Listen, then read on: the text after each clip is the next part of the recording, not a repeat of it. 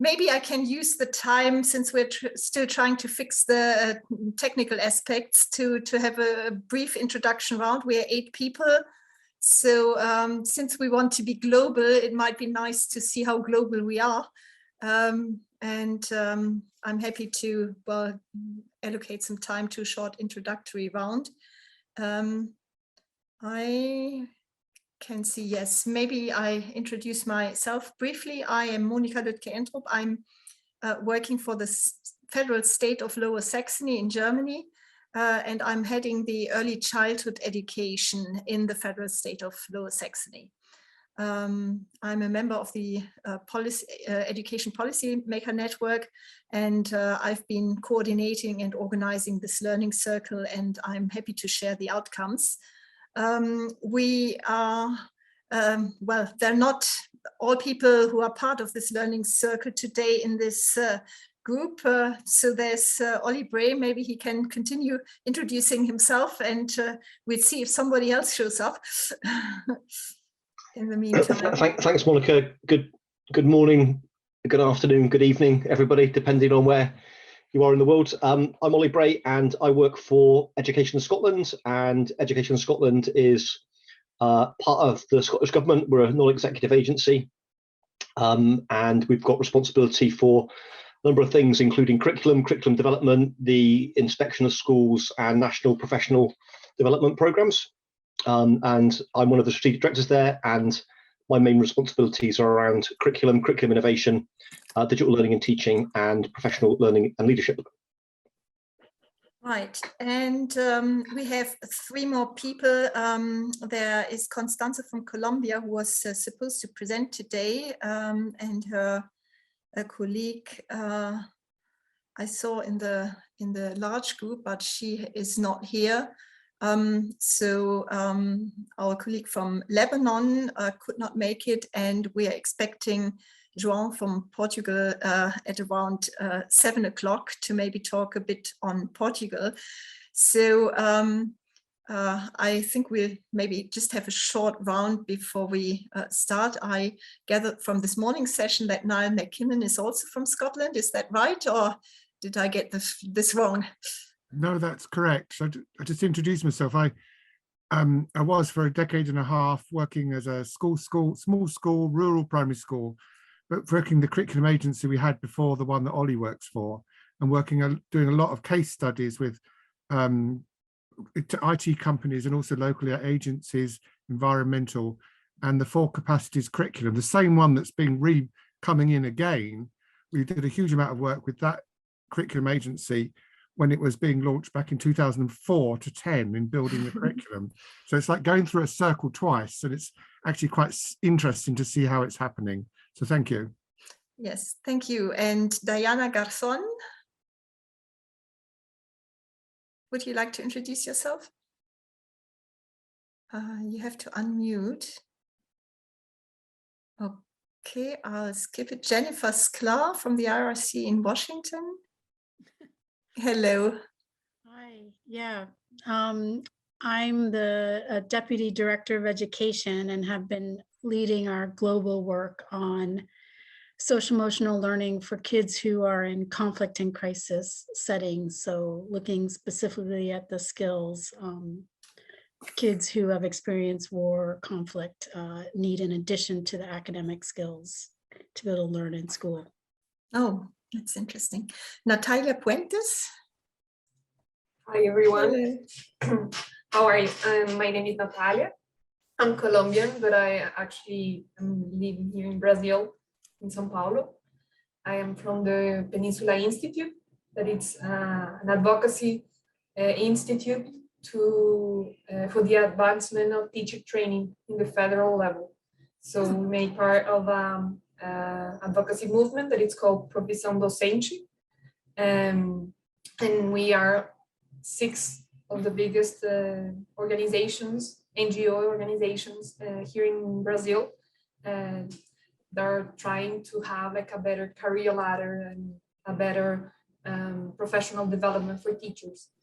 And so I'm kind of the weirdo, because everybody is talking about like the skills for kids. And we believe that before or in parallel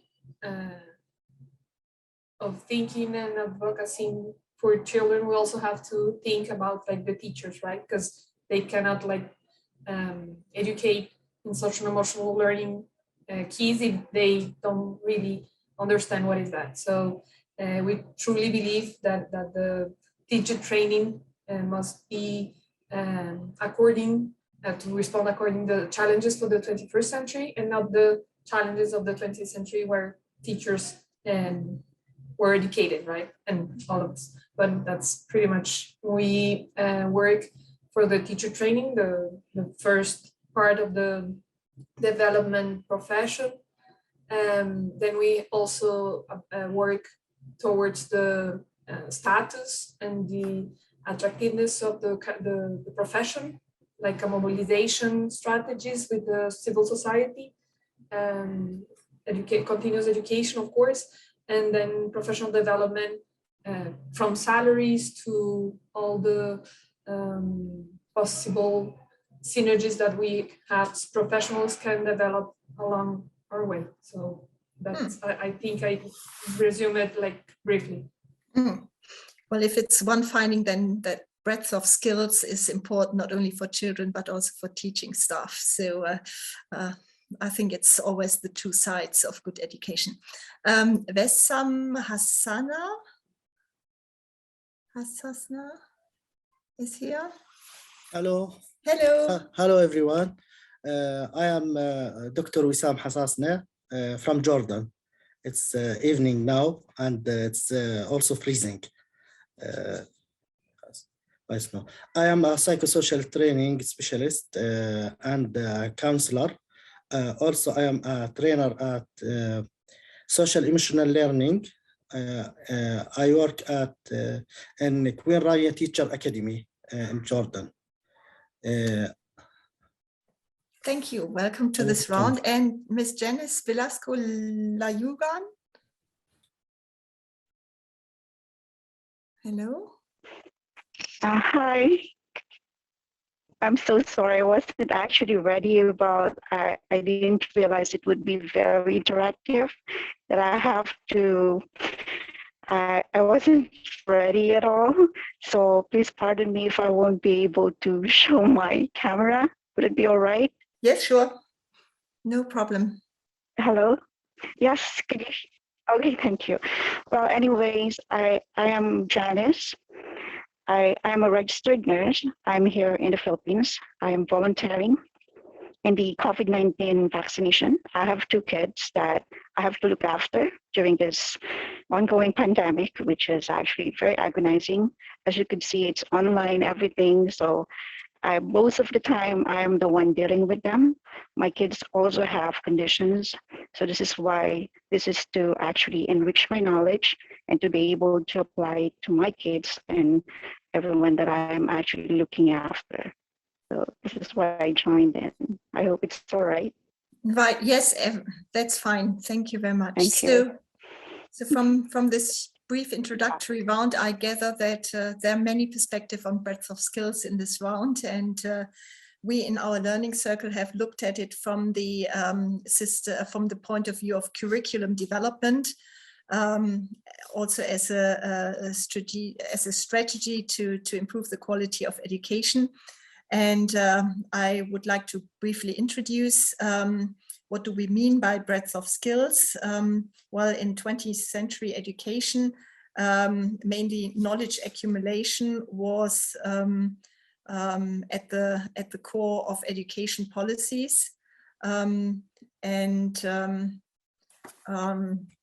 literacy and numeracy were the skills that were looked at when it came to writing up curricula. But we have to go beyond that and look at a broader range of skills that our young generation needs to acquire, skills for learning, work, and life. And so skills should be seen as a unity of cognitive, social, and emotional enablers, providing us with the means to access a multiplicity of mental and physical activities. And in the drive for breadth of skill, not only curricula, but also pedagogy and assessment, and also teachers training need to be looked at. Right, so I think we're all here again, and so is Constanza, I believe. Let me just pull up the presentation and then we're ready to go. Sorry, Monica, please continue. Yes, I think we are now 19. We were 9 before. Oh, I see Constanza. Hello, good to have you here. Hola, Monica. Then I'll just finish. We had a brief introductory round, but I think we are a few more people now. But I think we have a global audience in this virtual space, and we'll have some country examples or country presentation on breadth of skills. And I was just putting the question, why should we design and implement the breadth of skills curricula?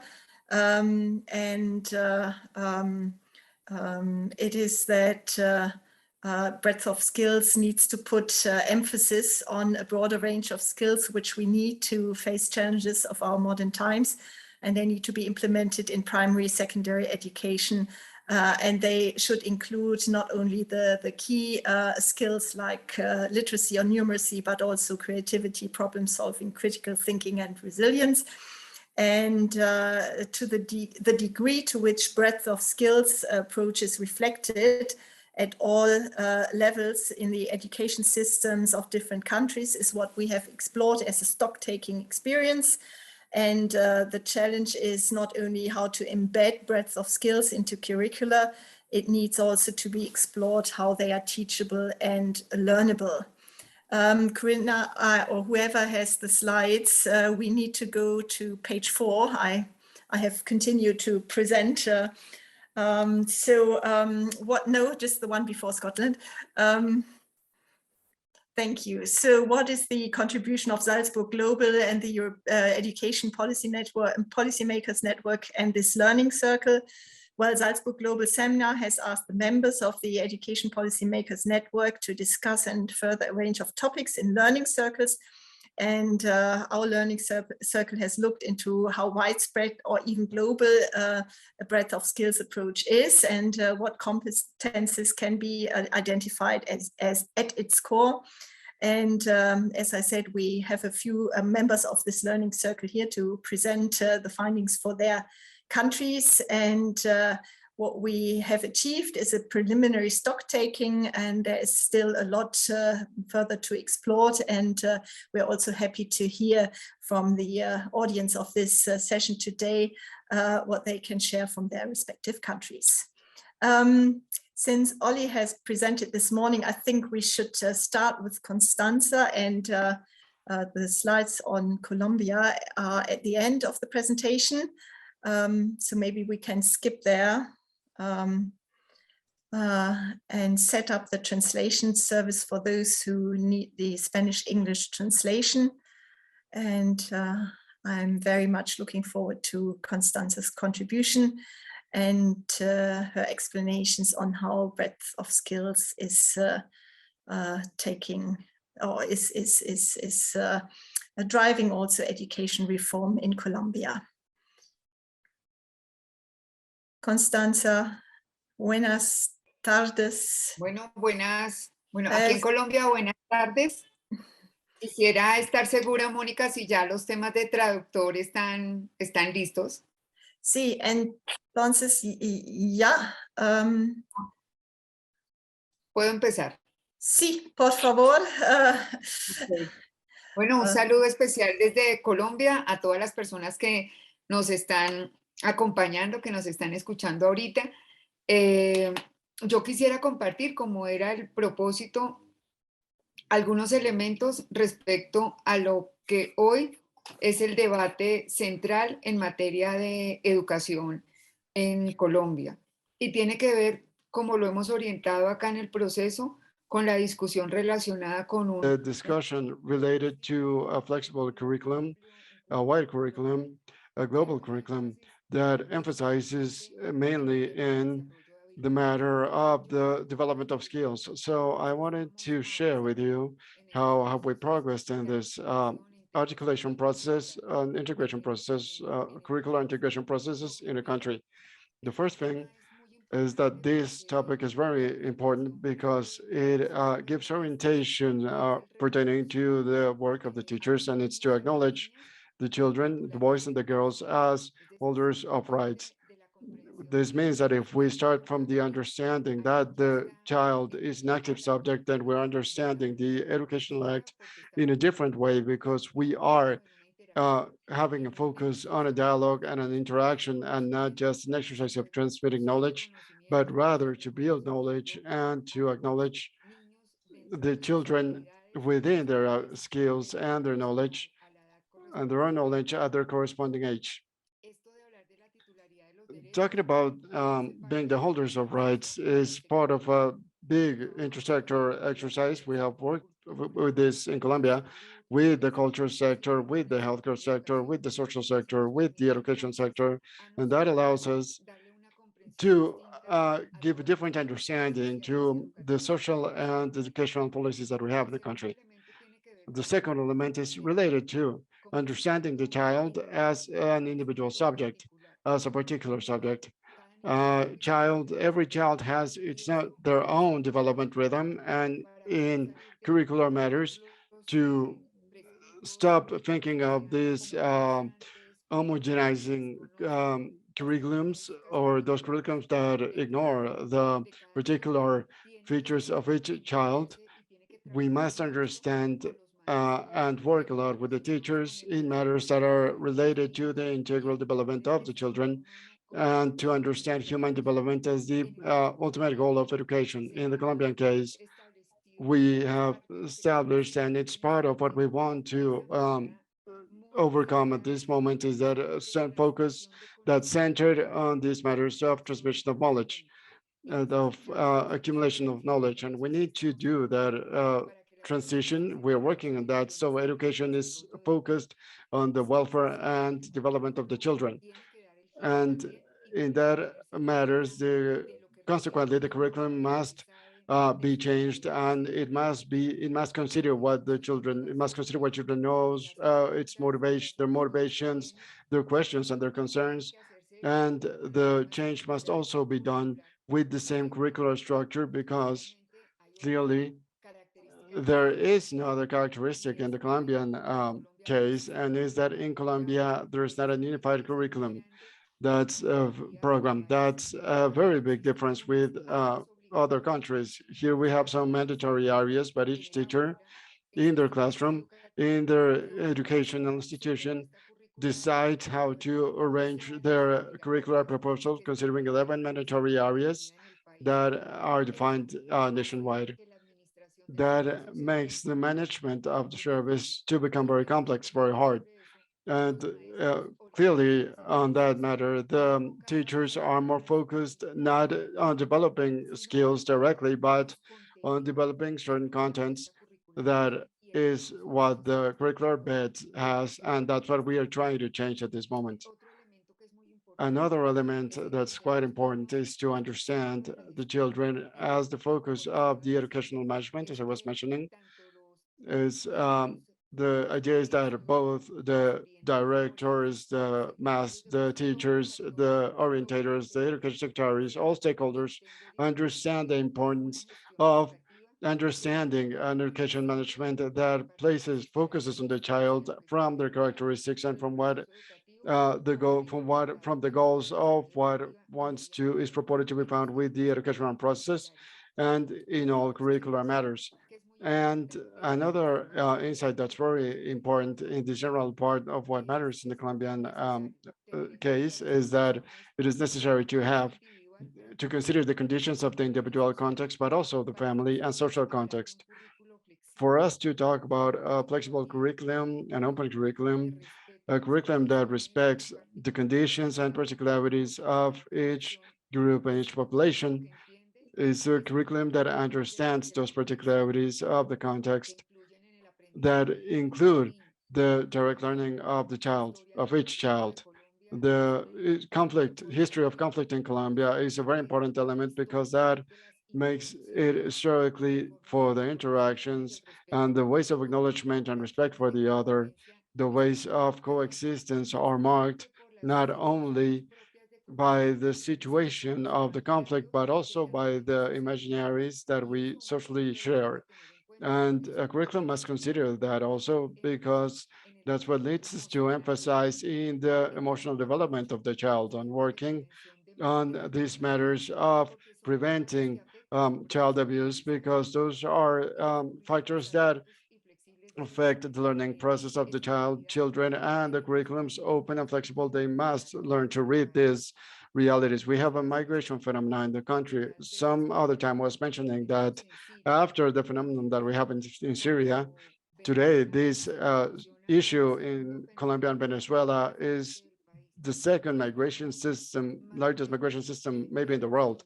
We have about 500,000 children that are enrolled in the Colombian records, that 5% of the total Colombian population in education are Venezuelan children. And that's a very important element that the curriculum must consider, because those are the context conditions. It's the language, the costumes, the learning rhythms, but also it's the leveling, the offset that must be done between both systems so that the children can be truly included within the Colombian educational process. We are a country that has a percentage of Afro-Colombian population that's quite high. Besides, we have 160 indigenous communities. So the challenge for the curriculum matters and for the educational bit is always within a logic of understanding those context conditions that are being developed or that determine those issues directly. And based on that, the actions that are being worked on in Colombia in order to appropriate that curriculum uh, global, if you will, that emphasizes in the development of skills.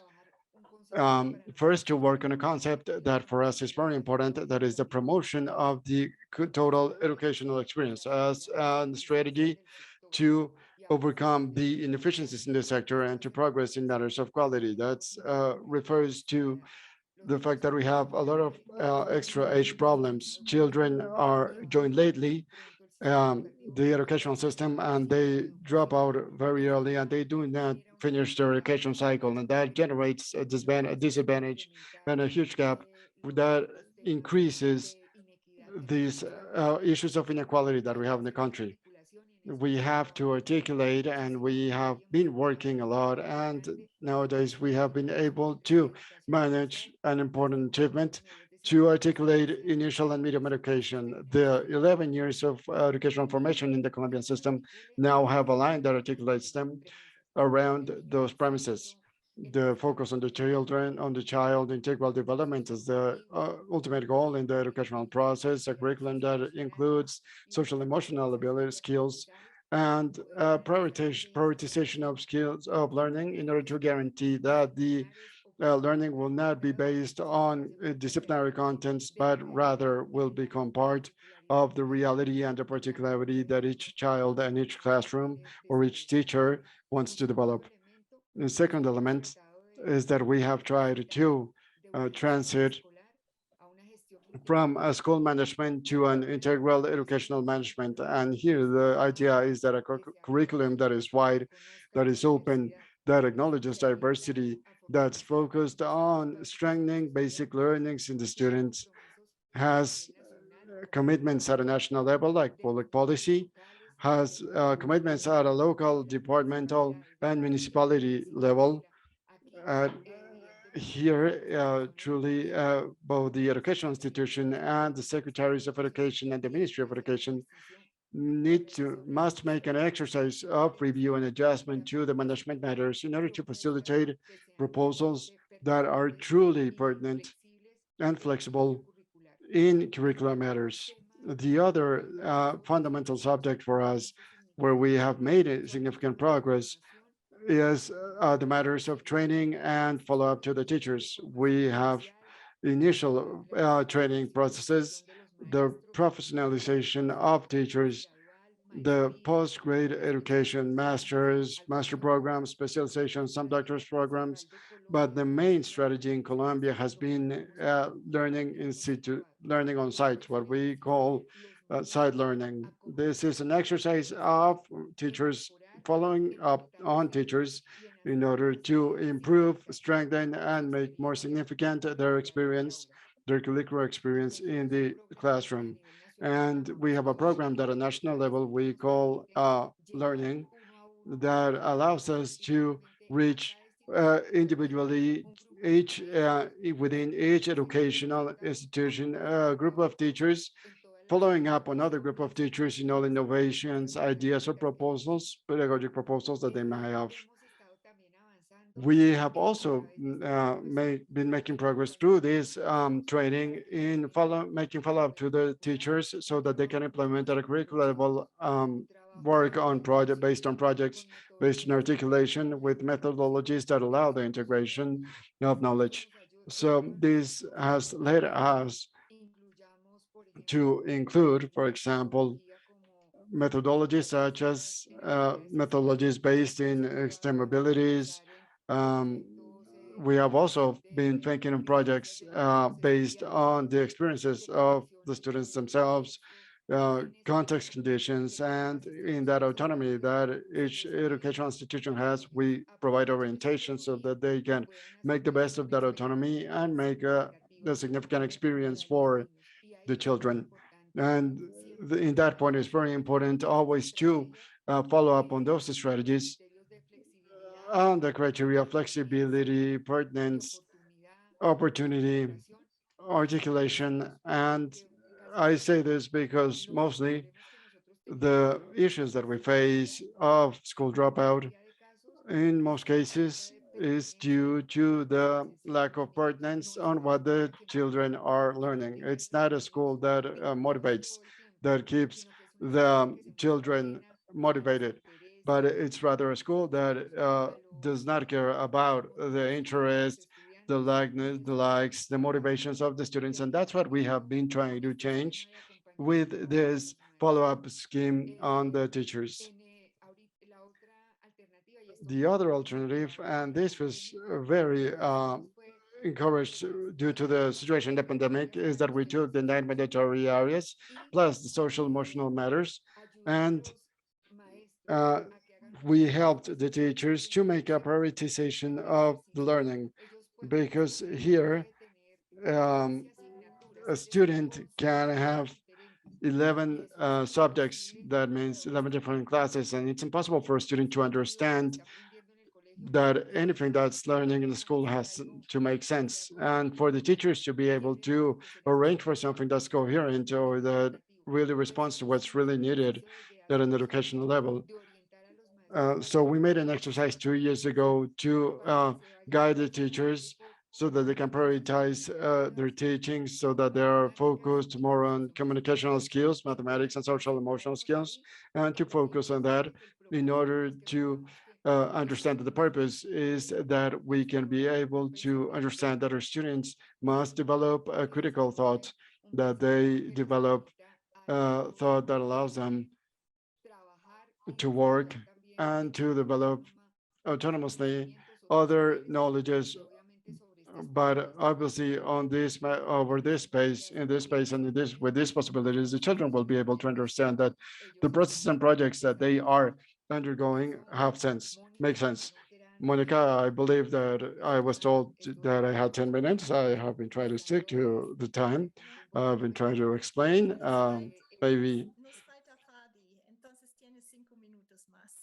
it's fine. You have like 5 minutes. So I wanted to share 2 additional elements with these principles that we have been sharing at this moment from the pandemic.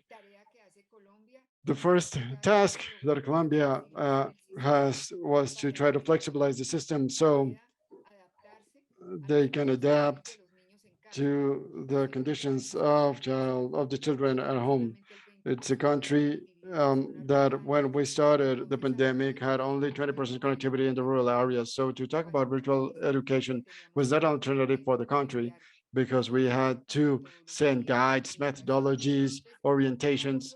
So the first months were, we spent the first months on this process. When the exercise started, having a possibility of developing at the beginning of the pandemic, then we started thinking on the return to the physical return to the education institutions. We started on June 2020 by approaching the children to the educational institutions in presence.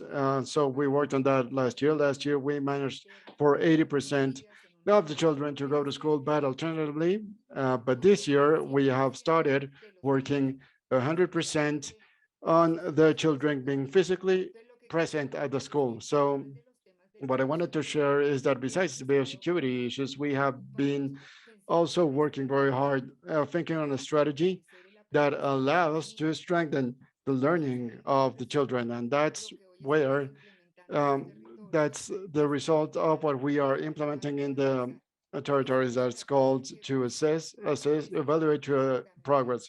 It's a strategy that has three main goals.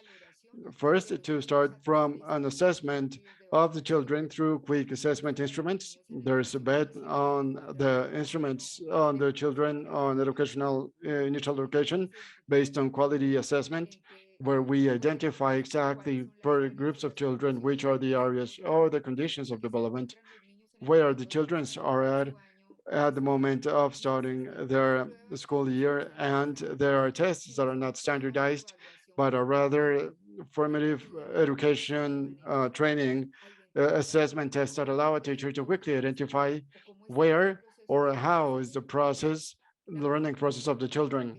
The record total in Colombia is 10 million children. Right now, we have 1.5 million children that have applied that first instrument. So what we are doing is to follow up on the teachers so that they can give a pedagogic lecture to the assessments, not only as a result, but as a possibility that we have, so that truly a teacher can know how to curricularly guide, orientate that gap in issues of learning that were generated by the pandemic. So they have a lot of tools that will allow them to understand how, through strategies of discussion between them, learning circles, teachers networks, they can discuss and assess the evaluation, and based on that, they can start planning, curricular planning, considering the evaluation of the students. That's a matter that I believe that's important, Monica, for all of you to know here. We did not have that in Colombia, not that way, because in Colombia, we evaluated once per year, once the school year finished through a standard test. And that did not allow a teacher to truly use that in a pedagogic way to plan their educational proposal. It was just a state evaluation form that responds to the OECD requirements and international framework requirements, but did not allow the teacher to pedagogically approach to the condition of each child individually, considering their profile. So we have managed to design the instrument. Since last year, we started their implementation, and today we are following up on the teachers so that they can make the reading and the appropriation of the results of their assessment. And later on, what we have defined to implement throughout this year, it's a follow-up process, so that by linking mainly the universities and the superior education institutions, they can follow up also on the development process of the educational institutions. We need to link the university even further so that they can help us think on the educational process with all the logic of the complete educational experience. But we need to develop innovation actions. We need to develop actions that are truly at a curricular level that would allow the integration of knowledge. So what we did was to create a big fund where the universities can apply to that fund, and then each university is assigned to an education institution in order to follow up on that process and be able to do a monitoring and follow-up exercise to the results that we may have on the assessment matters. So this becomes a critical or primary exercise to evaluate it, to analyze the evaluation, to adjust the proposal, to receive support and follow up from superior educational institutions, to monitor the strategy again, and so to make this a permanent possibility to review the teachers of their pedagogic proposal based on the evaluation of the children in a formative focus, not a summative focus. I wanted to say that, Monica, thank you for the time. Very much, Constanza.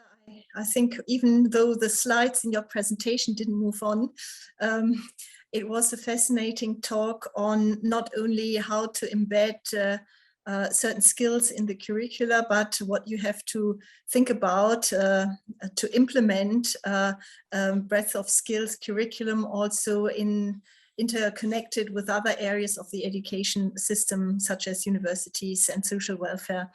And I think the example of Colombia shows very well how complex you get if you want to give children the opportunity to acquire this breadth of skills we would like them to have.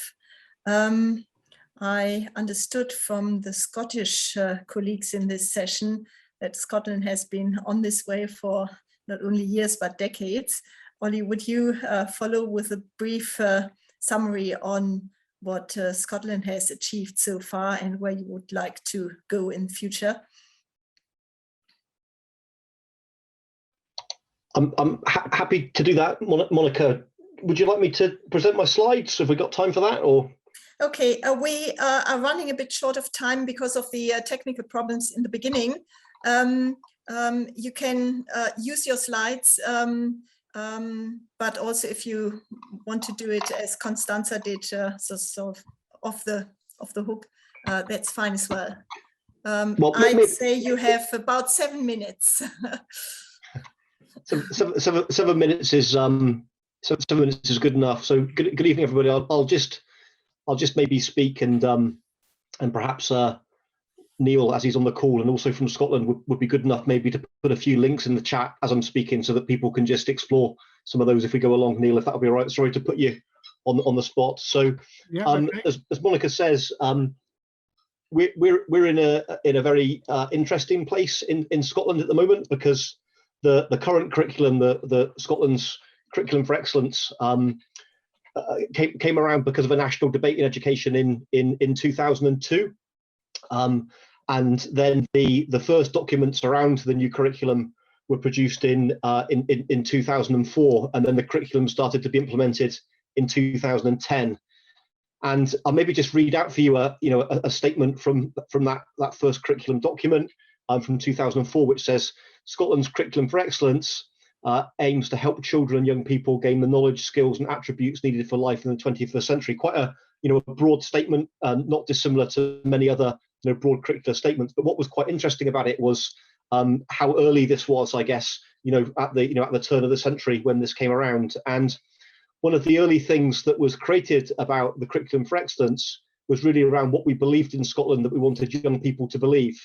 And these are called the 4 capacities. So in Scotland, the whole of the curriculum is aimed at trying to create young people that are successful learners, confident individuals, responsible citizens, and effective contributors. And again, that's been written into curriculum policy since 2004. And if you think about those 4 terms, successful learners, confident individuals, responsible citizens, and effective contributors, you cannot just do that with knowledge alone. There needs to be a combination of both young people having experiences as from knowledge and skills. And what's an important vehicle for us in Scotland to meet these aims is how we define the curriculum. Whereas many countries define the curriculum as curriculum areas and subjects, in Scotland, we define the curriculum as the totality of all of the planned experiences for children and young people throughout their education. And that includes having access to curriculum areas and subjects, as you would expect, but it also includes interdisciplinary learning, opportunities for personal achievement, both inside and outside of school, and the ethos and life of the school community, in particular, leadership opportunities and intergenerational opportunities for young people to work within their community, but also within their peer groups as well. And when we talk about the curriculum and subject areas, again, we've taken a very different approach in Scotland, and we did this right from the start, where we expect young people to experience a variety of experiences and outcomes as part of the broad general education. And by what that means is that the first part of the curriculum, up until when young people are around 15 years old, that it's not prescribed in terms of what young people have to learn. It's around these kind of experiences and outcomes. And I'll maybe just read to you a quick or two quick examples to illustrate what that looks like. So if you were an early years learner, perhaps age 3, 4, or 5, and if you're experiencing the early years curriculum, one of the curriculum statements says, I've experienced the wonder of looking at the vastness of the sky, and I can recognize the sun, the moon, the stars, and link them to daily patterns of life.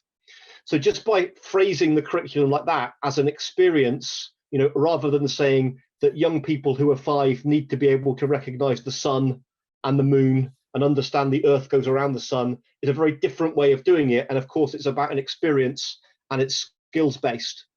And if I look at a different aspect of the curriculum, so as we move towards when young people are a little bit older before they enter the qualification system, and if I look at part of the curriculum now for science and read you another statement, when we would expect children to be experiencing this when they're 13, 14, or perhaps 15 years old. And the statement says, through investigation, I understand the relationship between current, voltage, and resistance.